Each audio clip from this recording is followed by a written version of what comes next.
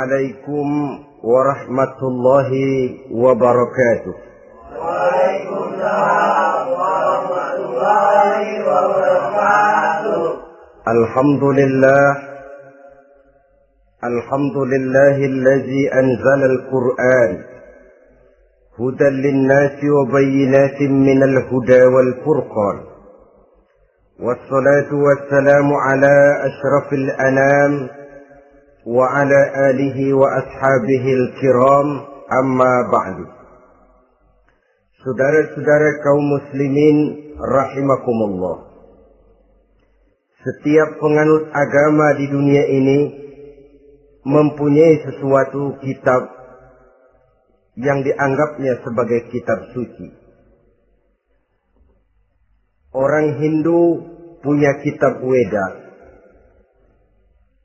orang Buddha punya kitab Sri Pitaka, Yahudi mempunyai Taurat, Nasrani mempunyai Injil, penganut Konghucu punya kitab Tao Te Ching, orang Majusi punya kitab Zen Avesta, orang Kebatinan punya kitab Serat Centani, Hidayat Jati, Darmo Gandul, atau Gasoloco. Sementara kita umat Islam oleh Allah diberikan Al-Quranul Karim. Mengapa kita yakini Quran ini sebagai kitab suci? Pertama, ia bebas dari intervensi dan investasi manusiawi. Ia sepenuhnya, baik isi maupun redaksi, adalah produk dari Allah Subhanahu wa Ta'ala. Kita yakini Quran kitab suci karena sampai hari ini belum ada seorang pun yang sanggup membuat seperti itu. Suatu kitab hanya dinamakan suci kalau dia bersih dari investasi dan intervensi manusia. Al-Quran ini sejak turunnya 14 abad yang lalu telah menantang. Wa in kuntum fi raibin mimma nazzalna ala abdina fa'tu bi suratin min misli. Apabila kamu ragu-ragu terhadap kebenaran Quran yang kami turunkan kepada hamba kami Muhammad, atau kamu menyangka Quran itu cuma bikinan Muhammad saja, cobalah kamu buat satu surah saja semacam Al-Quran. Apabila kamu tidak mampu melakukannya seorang diri, wada'u syuhada'akum, ajak seluruh teman-temanmu. Sejak tantangan ini turun 14 abad yang lalu, sampai hari ini, tidak seorang pun yang sanggup membuat satu surah saja semacam Al-Quranul Karim. Barangkali belum pernah ada yang coba-coba. Sudah. Di antaranya apa yang dilakukan oleh Musailamah Al-Kadzab. Dia mencoba membuat satu surah semacam Al-Quran yang kalimatnya sudah berbentuk bait-bait syair, tapi isinya jauh panggang daripada api. Yang kedua, kita yakini Quran sebagai kitab suci karena isi dan ajarannya sesuai dengan fitrah manusia. Suatu kitab dinamakan suci kalau ajarannya sejalan dengan fitrah manusia. Misalnya, manusia secara fitrah, kalau dia laki-laki, normal nafsu kepada perempuan, itu fitrah.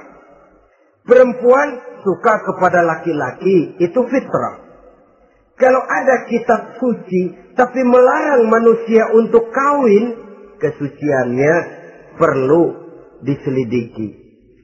Quran kitab suci sejalan dengan fitrah manusia, maka ia menganjurkan manusia yang mampu untuk melangsungkan perkawinan. Contoh lain, secara fitrah manusia perlu makan. Kalau ada kitab suci yang melarang manusia puasa saja siang malam terus menerus, itu kan sama juga nyuruh orang mati. Quran sesuai dengan fitrah manusia. Maka dalam Islam puasa wisol, puasa ngableng, apa itu istilahnya, puasa nyambung, Dari pagi sampai sore, sampai malam, sampai pagi lagi puasa terus. Bukan saja tidak boleh, malah haram hukumnya. Kenapa? Itu bertentangan dengan fitrah manusia.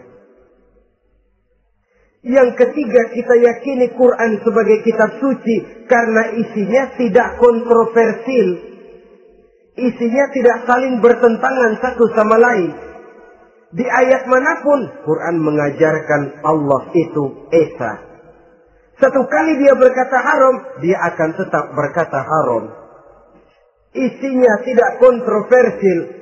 Sebab kalau ada kitab suci, di satu pihak mengajarkan Tuhan Esa, di lain ayat mengajarkan Tuhan 3, di lain ayat lagi mengajarkan Tuhan 4, kitab kacau namanya. Bagaimana suatu kitab bernama suci kalau isinya kontroversial satu dengan lainnya? Dari 3 kriteria inilah kita yakini Quran sebagai kitab suci. Masalah yang akan kita bicarakan pada pertemuan kita kali ini, bagaimana sikap kita terhadap Al-Quranul Karim sebagai kitab suci. Berangkat dari sebuah hadis di mana Rasulullah Sallallahu Alaihi Wasallam pernah memberikan tawaran. Beliau bersabda, "Man ja'ala al-Qur'ana amamahu qadahu ilal jannah, wa man ja'ala al-Qur'ana khalfahu saqahu ilan nar." Siapa yang menjadikan Quran sebagai imam, maka Quran akan membimbing dia ke dalam surga. Tetapi siapa yang menjadikan Quran sebagai makmum, maka Quran akan mendorong dia ke dalam neraka. Pilihan terserah kita. Siapa yang menjadikan Quran sebagai imam, ditempatkannya Al-Quran di depan, dia ikuti petunjuk dan ajaran Al-Quran, maka Quran akan membimbing dia ke surga. Surga dunia, lebih-lebih lagi surga akhirat. Tetapi sebaliknya, siapa yang menempatkan Quran di belakangnya, dia belakangi Al-Quran, dia belakangi perintah dan ajaran-ajaran Al-Quran, dia perturutkan hawa nafsunya dalam kehidupan ini, maka Quran akan mendorong dia ke dalam neraka. Ya, neraka dunia, lebih-lebih lagi neraka akhirat. Pilihan terserah kita. Saya mau tanya, kira-kira Quran dalam hidup kita jadi imam apa jadi makmum? Imam apa makmum?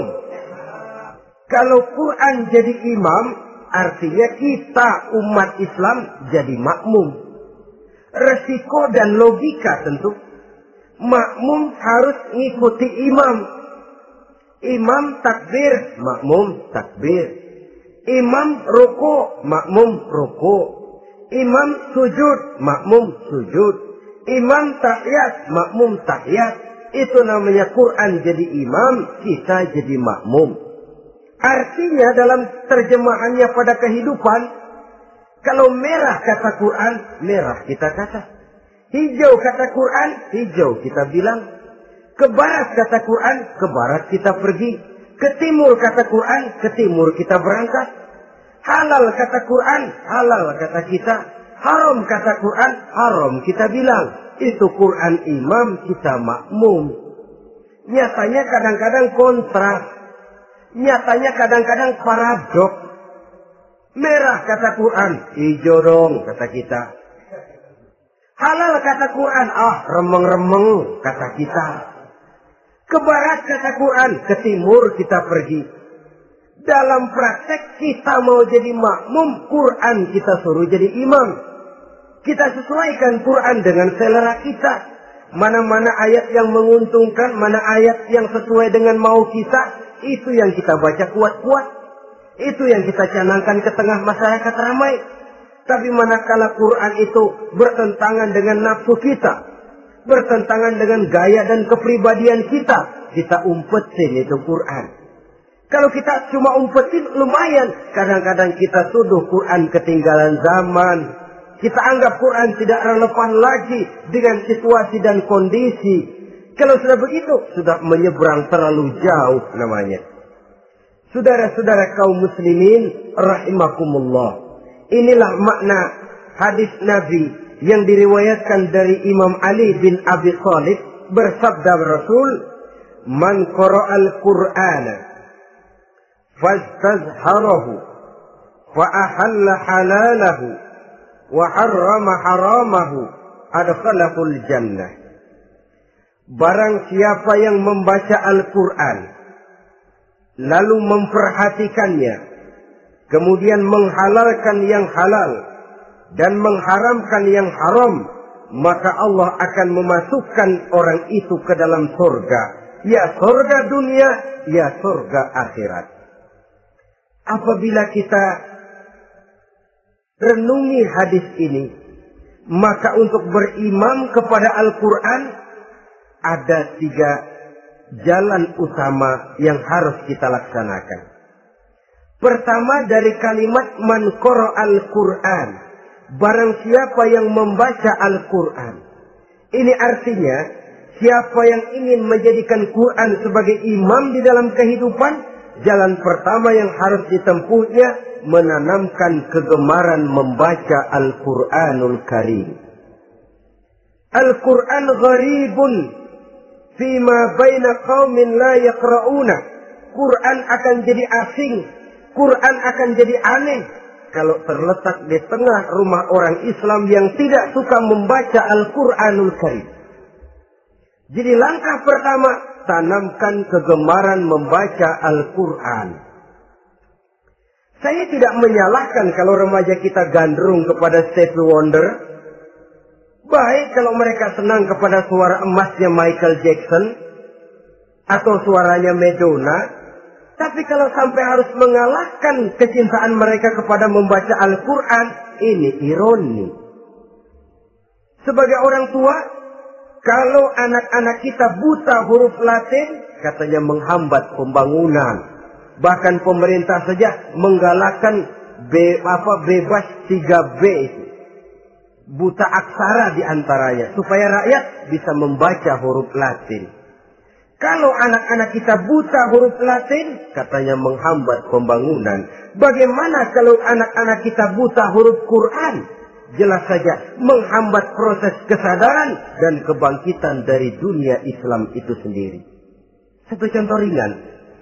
Dulu sebelum pembangunan merata, listrik belum lagi masuk desa, kampung gelap, rumah pakai lampu minyak. Kalau kita masuk kampung, terasa banyak orang Islam. Kenapa? Di rumah sebelah sana kita dengar anak muda sedang latihan baca rawi. Sebelah sini ibu-ibu sedang selawatan. Di rumah sana remaja sedang baca Quran. Pembangunan maju, listrik masuk desa. Alhamdulillah. Tapi apa yang kemudian terjadi? Proses pergeseran nilai. Setelah listrik masuk desa, radio main kenceng-kencengan. Televisi main gede-gedean. Baca Quran sudah barang aneh, langka. Tengoklah sekarang kalau kita masuk kampung, ada yang remaja sedang baca Quran. Rasanya kok aneh, nggak umum. Sesuatu yang baik malah menjadi nilai-nilai keanehan. Saudara-saudara kaum muslimin rahimakumullah, tanamkan kegemaran membaca. Dalam satu hadis Nabi pesan, nawiru buyutakum bitilawatil Quran. Sinari rumah tanggamu dengan bacaan Quran. Sebab listrik ini cuma bisa menerangi gelap, tapi tidak akan sanggup menerangi hati manusia. Quran produk Allah dibaca dalam segala keadaan, tepat dan pantas. Lihat saja, orang sedih baca Quran, terhibur. Orang gembira baca Quran, tidak lupa diri. Di rumah mewah ada yang baca Quran, bagus. Di gubuk reot di pinggir kali ada yang baca Quran, cocok. Orang kawin dibacakan Quran, bagus. Orang mati dibacakan Quran, tidak jelek. Dalam segala keadaan, in all season, bahasa kerennya, dia pantas dibaca. Saudara-saudara, bahkan orang sakit gigi pun kalau dengar baca Quran, tidak marah. Coba lihat. Dia senang benar lagu Michael Jackson, tapi giliran sakit gigi. Coba setelin lagu Michael Jackson, kalau nggak mencah-mencah. Kamu gila apa nggak tahu saya lagi sakit gigi? Tapi coba bacakan Quran. Dia pasti tidak marah. Begitu besar daya pengaruhnya. Bahkan Abu Jahal sama Abu Lahab pernah rapat. Kata Abu Jahal sama Abu Lahab, Mas Lahab, gini loh Mas. Kenapa? Ini saya pikir-pikir salah satu yang menyebabkan kenapa saudara kita banyak ikut ajaran Muhammad. Mereka kalau sudah dengar bacaan Quran terpesona. Jadi kita blokir saja. Caranya gimana? Kasih pengumuman kepada Quraisy, jangan sekali-kali mau dengerin Muhammad baca Quran. Kamu juga jangan. Dan kamu, saya pun begitu. Mari kita janji, tidak mau dengar bacaan Quran. Salaman. Pulang ke rumah masing-masing. Dapat 1 hari tahan, 2 hari bertahan, 3 hari, seminggu ke atas. Abu Jahal mulai ada semacam rindu. Kangen pengen dengar ayat Quran. Karena secara pribadi dia mengakui keindahan gaya bahasanya jauh lebih tinggi dari kemampuan penyair Quraisy. Isi ajarannya sangat dalam dan menyentuh segi-segi kehidupan manusia. Nggak tahan Abu Jahal kayak dikilikin hatinya. Keluar rumah mindik-mindik, ngumpet-ngumpet. Ngempet di rumah Nabi. Pengen dengar Nabi baca Quran. Rupanya Abu Lahab sama. Pikir Abu Jahal, Abu Lahab nggak bakalan keluar. Abu Lahab berpikir, Jahal pasti di rumah. Dua-duanya bareng berangkat ke rumah Nabi. Cuma yang satu dari sebelah barat, yang satu dari sebelah timur. Ngempet, ketemu di sudut, sama-sama kaget. Jahal, loh kamu Lahab? Iya, kamu ngapain? Lah kamu ngapain? Akhirnya sama-sama malu, sama-sama tidak bisa menahan diri, akhirnya sama-sama ngakuin. Bagaimanapun kita harus akui bahwa Al-Quran ini mengandung daya pesona yang sangat luar biasa. Itu dari segi bacaan. Belum lagi dari segi ajaran, belum lagi dari segi isi. Tanamkan kegemaran membaca Al-Quran. Sampai-sampai Nabi katakan, Innal ladzi laisa fi jawfihi syai'un minal Quran kal baitil kharib. Orang yang dari tenggorokannya belum pernah keluar ayat Quran barang sepotong pun, belum pernah ngaji barang seayat pun, itu orang kata Nabi kal baitil kharib, kayak rumah kosong. Rumah kan kalau kosong biar bagus, mewah, besar, perabotannya lengkap. Kalau kosong, angker. Setan kuntilanak memedi, betah benar di situ. Saudara-saudara kaum muslimin rahimakumullah. Dalam satu percontohan Nabi mengatakan begini. Masalul mu'minil ladzi yaqra'ul Qur'an kamasalil utrujah. Rihuha thayyibun wa ta'muha murr wa ta'muha thayyibun. Orang mukmin yang suka membaca Quran adalah ibarat buah utrujah. Baunya wangi, rasanya lezat. Kira-kira kalau di negeri kita buah apa utrujah ini? Semacam jeruk yang manis lah. Sudah baunya wangi, rasanya enak. Itu buah itu. Orang mukmin yang suka baca Quran kayak buah itu. Baunya wangi, rasanya enak. Artinya syiarnya hidup, isinya memang orang mukmin. Sebaliknya, wa masalul mu'minil ladzi la yaqra'ul Qur'an kamasalit tamrah la riha laha wa ta'muha hulwun. Orang mukmin yang tidak suka baca Quran kayak korma. Rasanya emang manis, cuman kagak ada baunya. Artinya apa? Siarnya kurang. Kalau orang belum tapi kenal kan kagak mau makan korma. Kenapa? Nggak ada baunya. Daya tariknya kurang, walaupun rasanya enak. Kalau daya tariknya nggak ada, kan nggak ada iklannya, tidak ada siarnya. Itu orang mukmin yang tidak suka membaca Quran. Ibarat buah, nggak ada baunya, walaupun rasanya enak. Orang kurang tergerak, kurang siar, kurang daya tarik. Sebaliknya, wa masalul munafiq allazi yaqra'ul Qur'an kamasalir raihanah. Rihuha thayyibun wa ta'muha murrun. Orang munafik yang suka baca Quran seperti buah raihanah.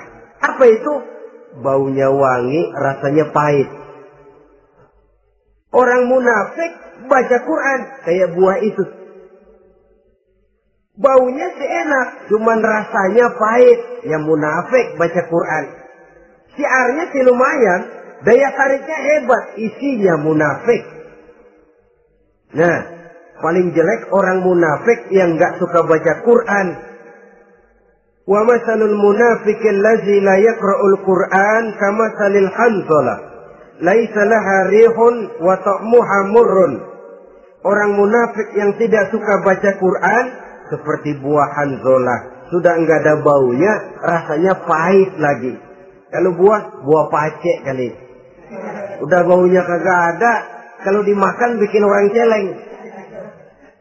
Saudara-saudara kaum muslimin rahimakumullah, tanamkan kegemaran membaca Al-Qur'an, karena membaca Al-Qur'an merupakan ibadah yang besar. Bahkan kata Nabi, afdalu ibadati abdi qiraatul Qur'an. Nilai ibadah yang paling baik dari hambaku adalah ibadah membaca Al-Qur'an. Dalam sholat pahalanya lebih besar di luar sholat daripada di luar sholat. Dengan wudu pahalanya lebih besar daripada tanpa wudu. Mengerti pahalanya lebih besar daripada tidak mengerti. Tapi tidak mengerti pun jangankan membaca, mendengar saja orang baca Quran dengan baik sudah didoakan untuk mendapat rahmat. Berpahala mendengar bacaan Al-Quran walaupun tidak mengerti. Apalagi membaca sendiri, apalagi mengerti apa yang kita baca, tentu pahala itu akan jauh lebih besar. Ini yang pertama, tanamkan kegemaran membaca Al-Quranul Karim. Yang kedua, dalam hadis tadi, fastazharuhu, man qara'al Qur'ana fastazharuhu. Siapa yang membaca Al-Quran kemudian memperhatikannya. Jadi kalau kita mau berimam kepada Al-Quran, setelah menanamkan kegemaran membaca, yang kedua, perhatikan. Pahami isinya. Jangan seperti monyet pakai mahkota, ketawa girang, cengengesan, tapi dia tidak tahu arti kebesaran mahkota yang disandangnya itu. Bangga dengan Al-Quran, tapi apa kandungannya kita tidak mengerti. Untuk memahami Al-Quran ini, caranya bagaimana? Tentu mudah saja. Seperti contoh, kalau kita ingin mengerti caranya bikin tahu, jangan bertanya kepada montir mobil. Montir mobil ahli betul urusan mesin. Tapi kalau urusan tahu, tanya dong tukang tahu.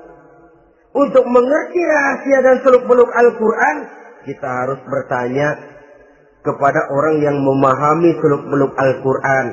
Para ulama, para kiai, para ustadz, yang kita tahu kualitas keilmuannya, kita yakini loyalitas dan integritasnya kepada Islam ini. Kenapa? Ayat-ayat Quran itu elastis. Dia dibawa kemana saja mau. Ditafsirkan menurut kemauan orang bisa. Paling celaka kalau yang belajar tidak punya dasar, yang mengajar punya maksud lain.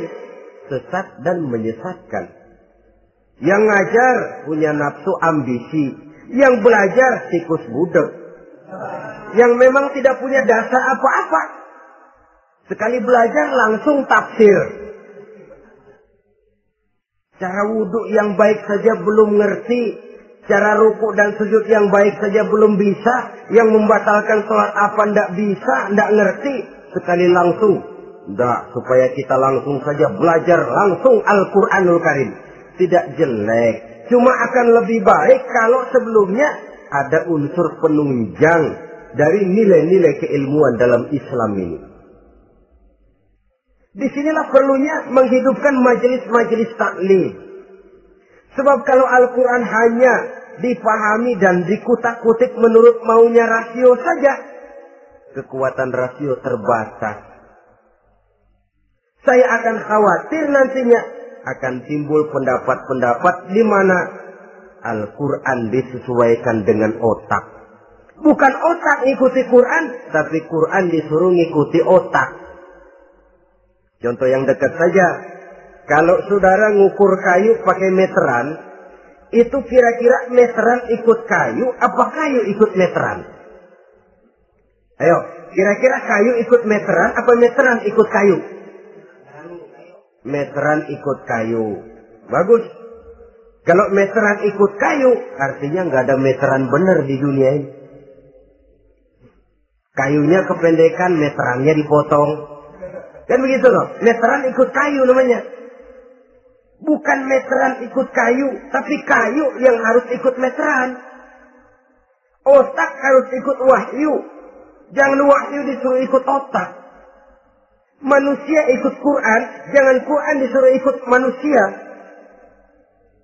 Dan kaum orientalis, ya, orang barat di luar Islam yang mendalami, mempelajari Islam dengan tujuan mencari kelemahan Islam untuk menghantam umat Islam. Itu sengaja mencari ayat-ayat yang mereka kumpulkan untuk menghantam umat Islam. Supaya mereka meragukan Qur'annya untuk kemudian pada suatu saat meninggalkan Qur'an sama sekali. Timbullah pendapat ada ayat Qur'an yang sudah tidak sesuai lagi katanya dengan situasi dan kondisi. Seolah-olah otak manusia sudah jauh lebih pintar daripada Al-Qur'anul Karim. Saudara-saudara kaum muslimin rahimakumullah. Inilah yang kita berlindung dari Allah.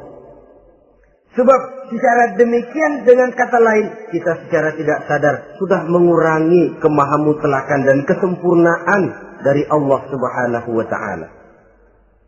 Untuk memahami Al-Qur'an maka kita harus bertanya kepada ahlinya, mengaji, menghidupkan majelis-majelis taklim. Jangan sampai Al-Quran menjadi awam di tengah masyarakat Islam sendiri. Ini jalan yang kedua, memahami isinya. Sehingga dengan demikian, manakala Al-Quran dibacakan orang, pemikiran kita tidak lagi terpusat kepada kemerduan suara orang yang membaca, tapi tertuju kepada isi yang dikandungnya. Sehingga dalam kondisi semacam itu, boleh jadi tiap kali dibacakan Al-Quran, nilai iman makin tambah. Kita dengar orang baca, Alam taro kaifa fa'ala rabbuka bi ashabil fil. Terbayang oleh kita bagaimana Raja Abrahat dengan pasukannya mau menghancurkan Ka'bah. Bagi Allah cukup menurunkan burung ababil, hancur lebur Abrahat, raja besar dengan seluruh pasukan gajahnya. Berantakan dibuatnya cuma dengan burung ababil. Allah maha besar, Allah maha kuasa. Tambah iman. Kalau tidak, ya seperti yang banyak terjadi. Quran menceritakan azab, kita malah kesenangan. Walakum azabun alim. Kamu akan mendapat azab yang pedih. Kita teriak di pojokan, toyib, toyib. Allah, alhamdulillah. Digambarkan azab malah baik-baik.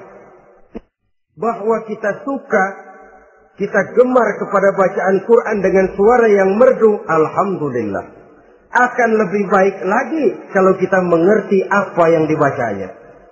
Sebab perintah membaca tersirat makna perintah untuk memahami. Perintah memahami tersirat makna untuk mengamalkan. Dengan kata lain, kita hanya bisa mengamalkan Quran dengan baik kalau kita mengerti isinya. Kita hanya bisa mengerti isinya kalau kita rajin membacanya. Baik membaca yang tersirat, baik membaca yang tersurat dengan petunjuk para alim ulama, para kiai, dan orang-orang yang ahli di bidang itu. Saudara-saudara kaum muslimin rahimakumullah, inilah jalan kedua. Upayakan memahami isinya. Hidupkan kajian-kajian agama. Hidupkan majelis-majelis taklim. Jangan sampai Al-Quran asing di hati kita sendiri. Jangan sampai kita awam terhadap makna kandungan dan ajaran Al-Quran. Sementara kita yakini bahwa dialah yang akan bisa membimbing kita menuju kebahagiaan sejak dari dunia sampai ke akhirat nanti. Jalan ketiga untuk berimam kepada Al-Quran, setelah menanamkan kegemaran membaca, lalu berupaya memahami isinya, yang ketiga adalah mengamalkannya dalam kehidupan sesuai dengan kemampuan yang kita miliki. Quran tidak akan membawa berkah Kalau ajaran yang terkandung di dalamnya kita baca, tapi kemudian kita injak-injak dalam praktek kehidupan. Quran mengatakan riba haram, tapi praktek kita dalam hidup malah senang betul kepada riba. Quran mengajarkan jagalah kesatuan persatuan dan ukhuwah Islamiyah. Praktek yang kita lakukan malah centang perenang, malah saling bertolak belakang, malah kadang menjegal kawan seiring, menggunting dalam lipatan, ramai kita dengan kita. Lalu kelemahan pun menjadi kenyataan di mana-mana. Quran sekali lagi tidak akan membawa berkah kalau yang kita baca kita injak-injak.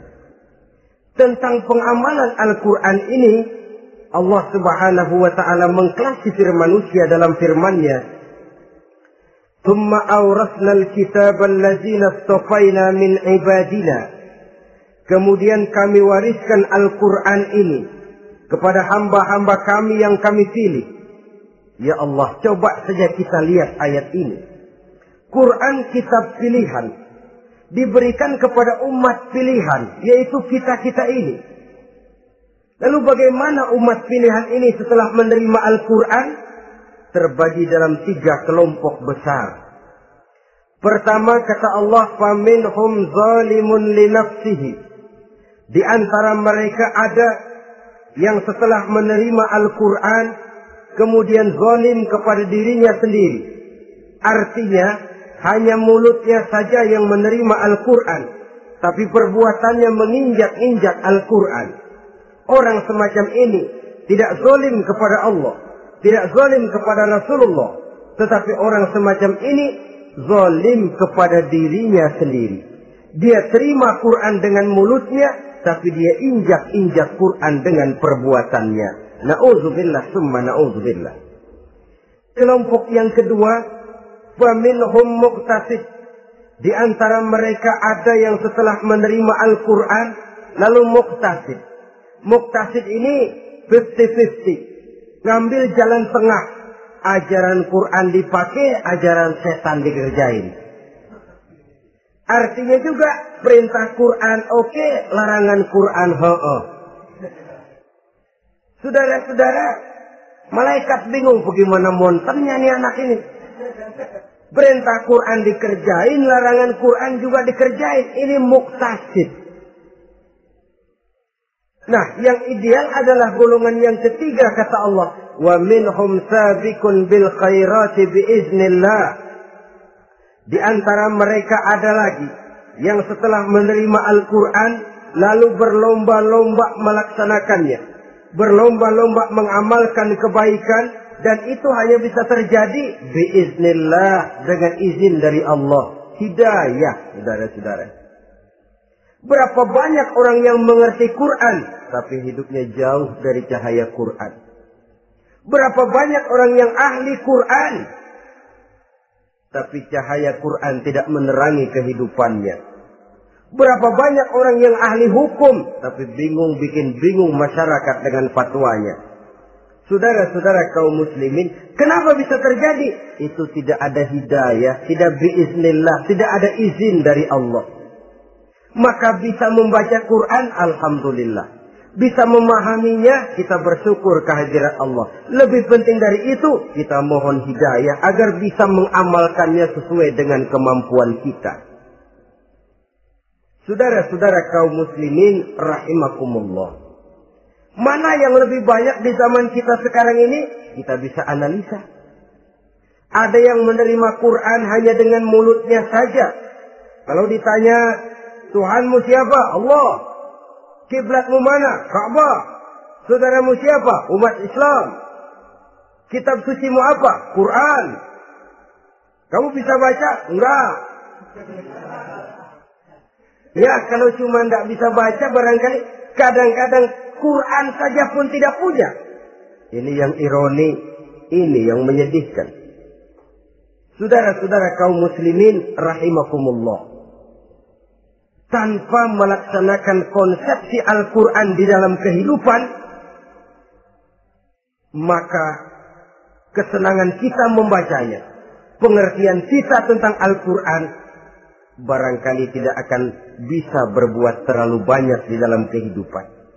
Maka sekarang ini sudah ada terjemahan Quran dalam bahasa Indonesia, dalam bahasa daerah, dalam bahasa Inggris, Belanda, bahkan Jerman, yang masih harus terus dan selalu ditingkatkan terjemahan Quran di dalam kehidupan. Dengan kata lain, kita umat Islam menunggal dengan Quran kita. Jangan cuma jadi kebanggaan Islam tinggi, tidak ada yang lebih tinggi dari Islam. Quran kitab suci, tidak ada yang bisa menandinginya. Qurannya, tapi umatnya, kadang-kadang kita ini jauh panggang daripada api. Kita bersyukur musabaqah tilawatil Quran dihidupkan dengan biaya bermiliar rupiah. Sejak dari tingkat kelurahan, kecamatan, wali kota, provinsi, sampai kepada tingkat nasional, untuk menanamkan kegemaran membaca Quran. Setelah itu, hendaknya diadakan peningkatan dengan upaya memahaminya. Sehingga pada suatu saat, boleh kita adakan musabaqah pengamalan Quran. Hadiahnya sudah langsung dari Allah sendiri. Ini yang kita perlu berlomba mengamalkan ajaran Quran. Sabiqun bil khairat, berlomba mengamalkan ajaran-ajaran Al-Quranul Karim. Nah, oleh karena Al-Quran ini dalam bentuknya yang umum kadang-kadang hanya menjelaskan satu persoalan secara global, kita memerlukan tuntunan sunnah dari Rasulullah Sallallahu Alaihi Wasallam. Umpamanya, Quran hanya mengajarkan aqimis sholat, dirikan sholat. Caranya bagaimana? Tidak ada cara sholat dalam Quran. Dari mana kita tahu cara sholat? Dari sunnah. Itu sebabnya selain Al-Quran sebagai sumber utama, kita memerlukan sunnah. Bahwa sholat pakai takbiratul ihram di Quran tidak ada. Bahwa sholat pakai tahiyat dalam Quran tidak ada. Jadi kalau orang cuma Quran saja, tidak ada sunnah itu, ya bagaimana kita bisa sholat? Quran cuma mengatakan wa atimul hajja wal umrata lillah, laksanakan haji dan umrah karena Allah. Bagaimana manasik haji? Bagaimana cara sa'i? Bagaimana cara wukuf? Bagaimana cara melontar? Tidak ada dalam Quran. Yang memuat itu tidak lain sunnah. Untuk memahami Quran dan sunnah ini, kita memerlukan orang yang menguasai Quran dan sunnah. Oleh karena itu, kita perlu petunjuk kepada para ulama.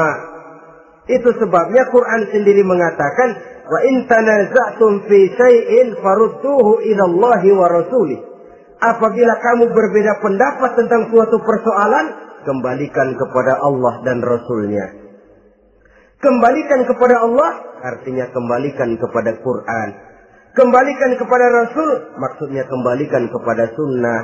Siapa yang mengerti Quran dan sunnah? Para ulama yang kualitas ilmunya kita yakini, loyalitas dan kredibilitas serta integritas keislamannya bisa menjadi panutan.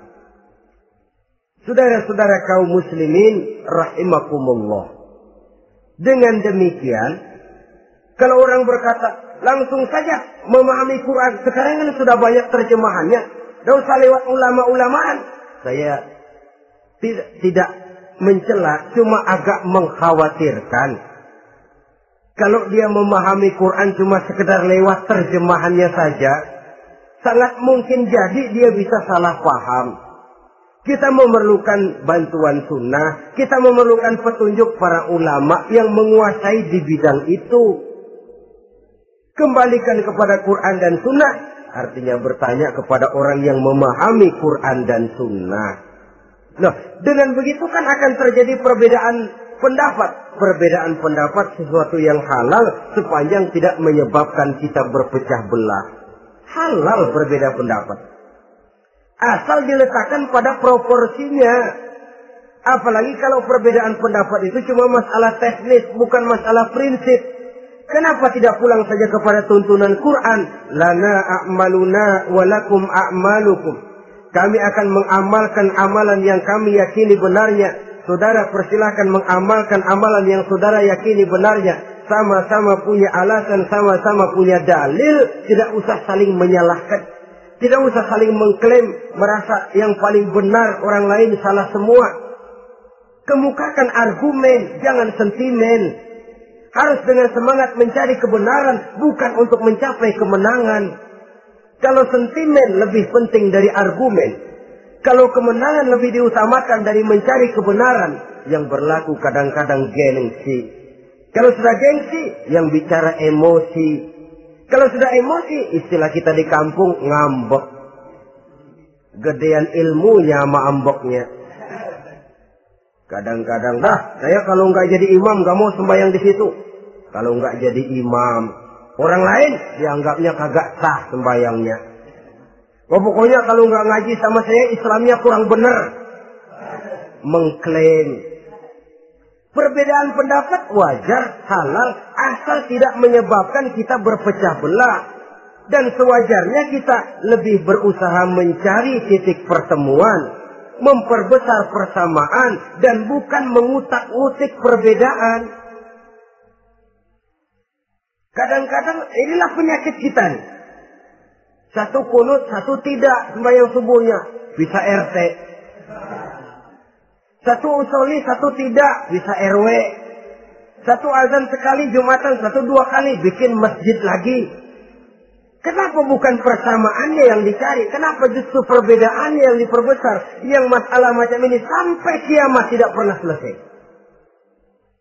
Kan lebih baik kalau kita ditanya orang, Pak, sholat subuh itu pakai kunut apa tidak sih? Kalau saya pakai. Kalau yang tidak pakai kunut bagaimana Pak? Betul, kata yang tidak pakai. Jadi yang pakai kunut betul. Betul, karena saya pakai kunut. Yang tidak juga betul. Betul, kata yang tidak pakai. Kalau yang kunut betul, yang tidak kunut betul, lalu yang salah yang mana Pak? Yang salah yang subuh nggak sembahyang. Lebih objektif, proyek garapannya ada, umat tidak berpecah belah. Yang konyol, kadang-kadang khutbah Jumat pakai membongkar khilafiyah, menghantam tahlil, menghantam kunut. Selesai sembahyang Jumat, apa yang terjadi? Umat resah, masyarakat gelisah, polemik timbul, masalah tidak terselesaikan. Orang jadi khotib itu raja dalam mimbar Jumat, siapa yang mau bantah dia? Kalau memang mau buka itu persoalan khilafiyah, buka dalam forum khusus. Adakan pengajian, jelaskan masalahnya secara luas, mendasar. Jangan mengklaim dan memponis. Berikan kebebasan kepada umat untuk menilai masalahnya selesai, yang tidak puas bisa bertanya. Saudara-saudara, sudah lewat masanya kita meributkan soal itu. Sudah datang waktunya di mana kita lebih mementingkan dan membicarakan masalah-masalah yang lebih mendesak dihadapi oleh umat. Kemiskinan misalnya, kebodohan misalnya, keterbelakangan umpamanya, peluang untuk mendapatkan pendidikan yang layak bagi anak-anak kita yang berotak cerdas tapi tidak punya kemampuan ekonomi umpamanya. Itu akan lebih objektif ketimbang kita membicarakan masalah-masalah yang sampai kiamat tidak akan pernah selesai. Yang hanya akan menyebabkan kita menjadi lemah, persatuan koyak, solidaritas sosial lalu menurun, saling curiga menjadi tumbuh karenanya, dan pada akhirnya kita tidak akan pernah bisa berbuat banyak. Untung kalau tidak menjadi tertawaan bagi orang yang berdiri di luar pagar. Saudara-saudara kaum muslimin rahimakumullah. Sekali lagi, Al-Quran tidak akan membawa berkah kalau yang kita baca, kita injak-injak. Oleh karenanya, untuk berimam kepada Quran ini, sekali lagi pertama, tanamkan kegemaran membaca. Yang kedua, upayakan memahami isinya melalui bimbingan orang yang ahli bidang itu. Yang ketiga, amalkan sesuai dengan kemampuan. Sebab itu ada prinsip, kalau isi suatu hadis nampaknya bertentangan dengan otak, kesohihan hadis itu boleh diperiksa. Tapi kalau ayat Quran nampaknya bertentangan dengan otak, otaknya yang harus diperiksa. Jangan Qur'annya lalu disesuaikan dengan otak. Sebab kalau kita sudah berani berteori, ada ayat Quran yang tidak sesuai dengan keadaan. Ayat yang mana? Yang ini. Tahun depan tambah lagi. Tahun depan tambah lagi. Makin lama makin habis Al-Quran itu. Yang perlu diperbarui cara kita memahami Quran. Bukan dengan mengemukakan teori ayat Quran kehilangan relevansi. Cara kita memahami barangkali yang kurang relevan. Dalam situasi, dalam konteksnya dengan situasi dan kondisi. Jangan lupa, Al-Quran ini kan untuk semua umur. Dia bisa dipahami secara filosofis, dia bisa dipahami dengan kacamata orang awam. Tingkat kemampuan berpikir orang tidak semuanya sama. Kalau semua orang kita mau ajak berfilsafat, merenung dalam-dalam, menerawang tinggi-tinggi, ialah buat mereka yang terjangkau oleh perguruan tinggi. Tapi buat saudara-saudara kita, pedagang-pedagang kecil, petani di desa-desa terpencil, remaja-remaja yang jauh dari sentuhan teknologi canggih, sanggupkah mereka berpikir filosofis? Sementara mereka merupakan bagian terbesar dari kondisi umat ini. Saudara-saudara kaum muslimin, oleh karenanya ditentang membaca, memahami dan mengamalkan, Rasulullah Sallallahu Alaihi Wasallam pernah memberikan sugesti. Beliau bersabda, "In aradtum aisas su'ada," apabila kamu menginginkan kehidupan yang bahagia, hidup seperti hidupnya orang-orang yang bahagia, dan tentu ini keinginan kita semua. Wa mautas syuhada, dan menginginkan mati sebagai matinya para syuhada, para pahlawan pembela agama, orang yang mati syahid. Wah, ini sudah tidak duanya ini. Hidup mulia, mati syahid.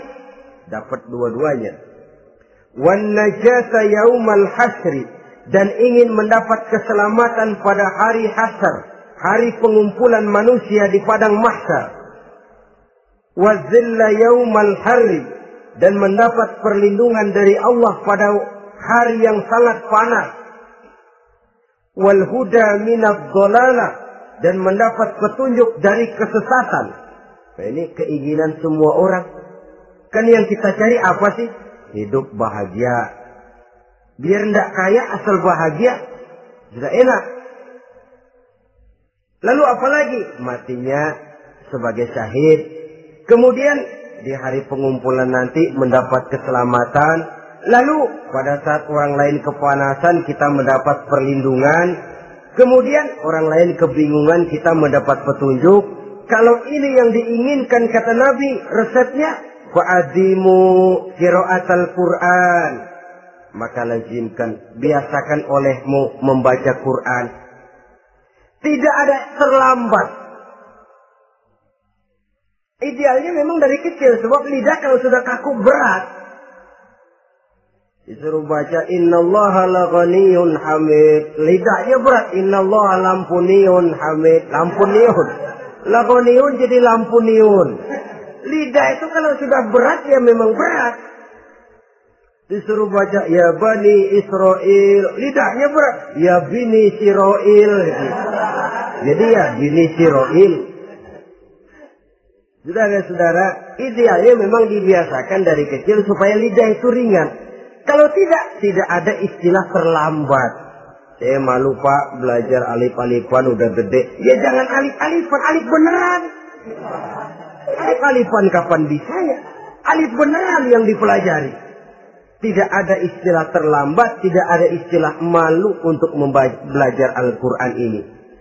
Saudara-saudara kaum muslimin rahimakumullah. Ini sugesti untuk menanamkan kegemaran membaca. Lalu sugesti untuk memahaminya. Tentu banyak ayat, banyak hadis. Mengapa tidak di antara kamu sekelompok orang yang berangkat untuk memperdalam, memahami agama? Falaula nafaro min kulli firqatin minhum ta'ifatun liyatafaqahu fid din. Di tengah kelompok orang yang berangkat belajar teknologi canggih, di tengah grup orang yang mendalami ekonomi, di tengah kelompok orang yang membidangi hukum, di tengah kelompok orang yang sibuk meneliti ilmu-ilmu kedokteran, mengapa tidak ada kelompok orang yang secara takhasus liyatafaqahu fid din, mendalami agama ini, mendalami Quran ini, harus ada. Lalu sugesti untuk mengamalkan Al-Quran kelihatan dari peringatan Allah yang kita bisa temukan pada surah Toha ayat 124 sampai dengan 127. Wa man a'rada an zikri, barang siapa yang berpaling dari peringatanku, kata Allah, barang siapa yang berpaling dari Al-Quran ini, dia terima Al-Quran, dia imani Quran, tapi dia berpaling dari ajarannya, dia injak-injak apa yang seharusnya dia amalkan, dia perturutkan hawa nafsunya, maka kata Allah, fa inna lahu ma'isyatan dhanka, dia akan diberikan satu penghidupan yang sempit. Inna lillahi wa inna ilaihi raji'un. Diberikan hidup yang sempit. Kalau hidup sudah terasa sempit, bagaimanapun luasnya rumah, sempit. Kalau hidup sudah terasa sempit, bagaimanapun banyaknya harta, sumpek. Kalau sudah hidup ini terasa sempit, bagaimanapun luasnya pergaulan, tidak ada tempat kita bertanya, melarikan persoalan, membagi rasa. Siapa yang berpaling dari Quran, dia akan diberikan penghidupan yang sempit. Bukan dagangnya tidak untung, bukan kerjanya tidak digaji, tapi kesempitan hati lebih bahaya loh dari kesempitan ekonomi. Itu di dunia. Di akhirat, wa nahsyuruhu yaumal qiyamati a'ma. Di akhirat nanti dia akan dikumpulkan oleh Allah dalam keadaan buta. Ya Allah, ya Rasul. Padahal ke akhirat kita baru tumben. Sekali ke akhirat buta. Masya Allah. Di tempat kita lahir saja, kalau tadinya kita melihat, tahu-tahu menjadi buta, kita bingung. Padahal jalan sudah pernah kita lihat, arah sudah pernah kita tahu. Bagaimana di padang mahsyar nanti? Kemana jalan yang akan ditempuh? Kepada siapa kita hendak bertanya? Mana teman, mana istri, mana anak? Buta pula kita. Satu kesengsaraan yang merupakan puncak kesengsaraan. Dikala itu orang yang semacam tadi protes. Rabbi, lima hasyartani a'ma wa qad kuntu basira. Wahai Allah, kenapa hari ini saya dikumpulkan dalam keadaan buta? Padahal ketika di dunia dulu saya melihat, saya menyaksikan gunung yang menjulang tinggi ke angkasa. Saya melihat lautan yang luas terhampar biru membentang. Saya saksikan tanah, sawah luas menguning. Saya saksikan keindahan alam. Di dunia saya melihat Allah. Kenapa sekarang saya dikumpulkan dalam keadaan begini? Protes dia, tidak terima dia. Allah jawab, kadzalika atatka ayatuna fanasisaha. Kata Allah, begitulah memang. Dahulunya waktu di dunia telah datang ayat-ayat kami kepadamu. Telah turun Al-Quran. Telah datang agama. Fanasisaha. Tapi kamu lupakan dia. Kamu lupakan Quran. Kamu lupakan Islam. Datang ayat, turun Quran, turun agama. Kamu belaga filon. Kamu belaga enggak tahu. Wa kadzalikal yauma tunsa. Maka hari ini pun begitulah kamu dilupakan. Sebagaimana dulu waktu di dunia, kamu telah melupakan ayat-ayatku, melupakan kitabku, melupakan ajaran-ajaranku. Hari ini kamu pun dilupakan. Seolah-olah Tuhan cuma nggak bilang, mereka protes, Tuhan, kenapa saya buta padahal di dunia saya ngelihat. Kata Tuhan, kalau bahasa kita, lu rasain. Lu sih, kenapa dulu di dunia? Pura-pura nggak lihat. Kenapa waktu di dunia? Pura-pura nggak tahu. Kenapa waktu di dunia? Kamu lupakan Quran. Maka hari ini pun engkau kami lupakan. Wa kadzalikal yauma tunsa. Wa kadzalika najzi man asrafa walam yu'min bi ayati rabbih wal azabul akhirati asad wa abqa. Demikianlah kami membalas orang yang berlebih-lebihan, orang yang melampaui batas dan tidak mau beriman kepada ayat-ayat Tuhannya, dan sungguh siksa akhirat itu lebih dahsyat dan lebih kekal. Siksa dunia mungkin kelaparan, kekurangan ekonomi, kekurangan pakaian, tapi berapa hari paling lama seumur manusia? 70 tahun umur kita, ya paling lama begitulah. Tapi siksa akhirat, kesengsaraan akhirat, kesengsaraan neraka, asaddu wa abqa, lebih dahsyat dan lebih kekal. Di zaman sekarang orang bukan cuma berbuat potong kompas, berpikir pun potong kompas, berpikir pun ngambil jalan pintas. Dia lebih memilih kesenangan yang sedikit dengan mengorbankan kesenangan yang abadi. Dia mengejar surga yang sebentar dengan menghancurkan surga yang kekal. Dicarinya surga dunia, hidup cukup, rumah bagus, makan bagus, pakaian bagus, istri bagus, dengan menghalalkan segala macam cara, berpaling daripada kehidupan agama, lalu menginjak-injak Al-Quranul Karim.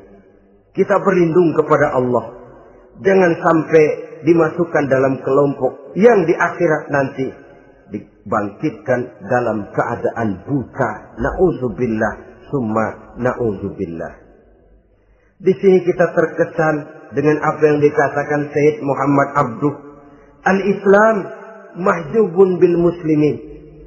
Kebesaran Islam kadang-kadang tertutup oleh tingkah laku umat Islam sendiri.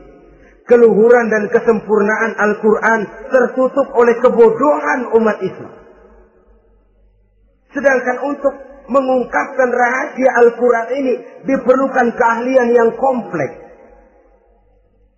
Saudara yang di Fakultas Teknik belajar teknologi, buka rahasia Quran di bidang teknologi. Saudara yang di bidang kedokteran, buka rahasia Al-Quran di bidang kedokteran. Saudara yang ahli geologi, pelajari struktur kulit bumi dengan mengungkap rahasia Al-Quran. Sehingga pengkajian kita tentang teknologi, pengkajian kita tentang angkasa luar, pengkajian kita tentang anatomi manusia akan berakhir kepada subhanaka ma khalaqta hadza batila. Ya Allah, tidak satu pun yang Engkau ciptakan ini sia-sia. Perut bumi mengandung minyak, timah, kekayaan yang berharga untuk manusia. Mempelajari angkasa luar bisa memahami musim dan menyelamatkan manusia. Mempelajari rimba belantara, teknologi canggih, akhirnya akan memperkuat nilai-nilai iman. Menerjemahkan ajaran Quran lewat disiplin ilmu yang kita kuasai masing-masing, untuk kemudian bekerja sama, bahu-membahu dalam rangka mengimani Al-Quran, mengamalkan Al-Quran, dan mengawal keluhuran Al-Quranul Karim yang atas dasar tuntunannya kita hidup, untuknya kita berjuang, dan dalam bimbingannya kita ingin kembali menghadap Allah Subhanahu wa Ta'ala. Inilah pertemuan yang singkat ini. Mudah-mudahan kita diberikan kekuatan oleh Allah untuk berimam kepada Al-Quran, menjadikannya sebagai pedoman utama di dalam kehidupan kita. Terima kasih atas segala perhatian. Mohon maaf atas segala kekurangan. Usikum wa nafsi bitaqwallah. Wassalamualaikum warahmatullahi wabarakatuh.